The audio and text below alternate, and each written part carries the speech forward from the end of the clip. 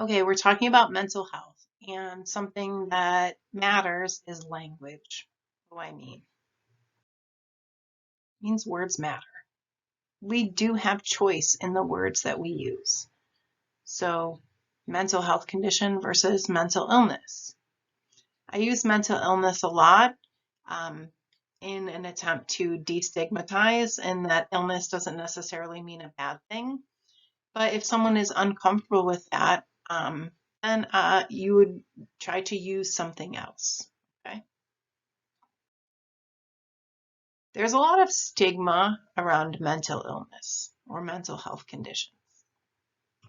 What is stigma? Well, it's words and actions that show disapproval, have some negative connotation, and are discriminatory. Stigma can be a barrier to treatment. It can stop people from seeking help. And the language that we use can contribute to that stigma.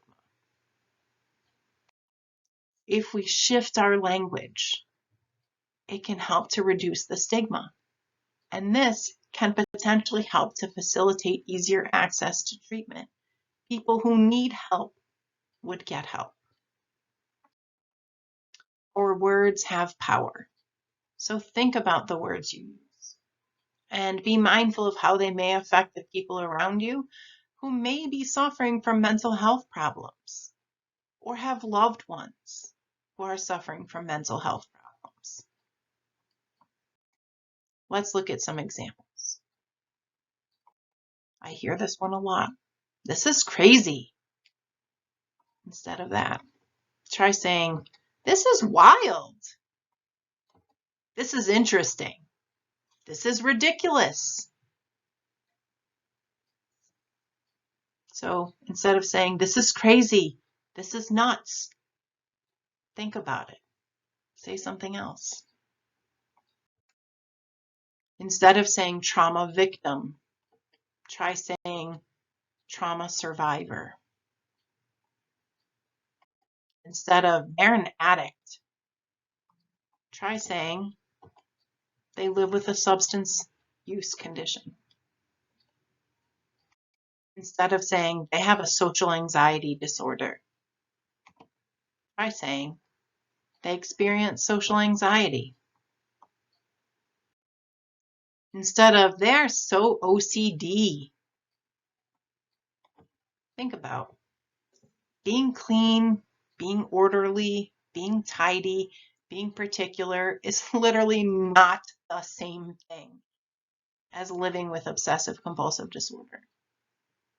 OCD is not an adjective.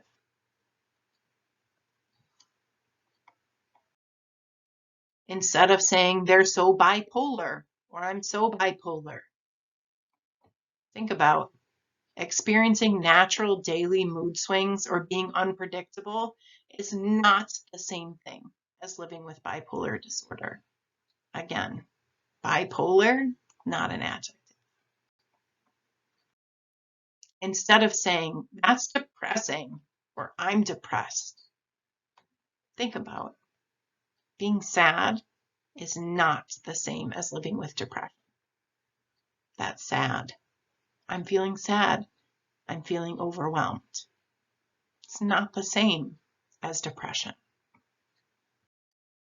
Instead of, they committed suicide, try saying, they died by suicide. Instead of saying, ugh, I'm going to kill myself when something goes wrong. Think about, people struggle with thoughts of suicide, and other people, like myself, have lost loved ones to suicide. Think about your language. Instead of, they suffer from an eating disorder, try saying, they're in eating recovery. Frame it differently. Oh, this one I hear a lot. Instead of using anorexic to describe someone who's thin, think about. People really do struggle with anorexia nervosa. Why does it matter? Many people use the adjectives anorexic or psychotic or schizophrenic to describe behaviors, people, but we would never call someone a canceric person. We wouldn't define that in that way. People with mental health issues are unfairly labeled by their medical conditions. People are people. They're not their illnesses. Some people prefer person-first language. Other people prefer identity-first language. It's important to be respectful, and you may use one and someone corrects you, so just change how you communicate with that person. Well, what's the difference? Person first is like a person with a disability, or I have a disability, a person with blindness, a person with autism. If it's identity first, it's taking that. So I am disabled, I am blind, I am autistic. So person first, a person who lives with schizophrenia, a person with autism, a person with blindness. Person first language, people who prefer person first language understand that you are a person first and that whatever else you have is separate from your identity. So that diagnosis does not define you. So I'm a person first, and then I have this other piece. So I'm a person with blindness. I'm a person with autism.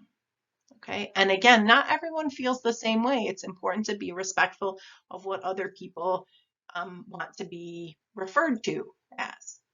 Just like we learn people's names and pronouns, you can learn what a person might prefer in terms of person first or identity first. All right, so let's get into the next one. Identity first would be a disabled person, schizophrenic person, autistic person, blind person.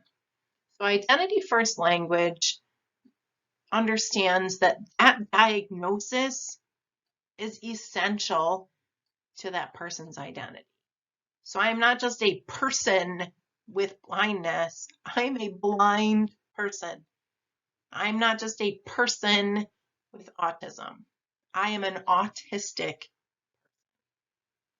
And again, individual people have individual differences in what type of language they prefer. Just use what they prefer. So think before you speak. Do your best to break down stigma. When you make mistakes, correct them. All right, in class we'll have some time. What are your thoughts?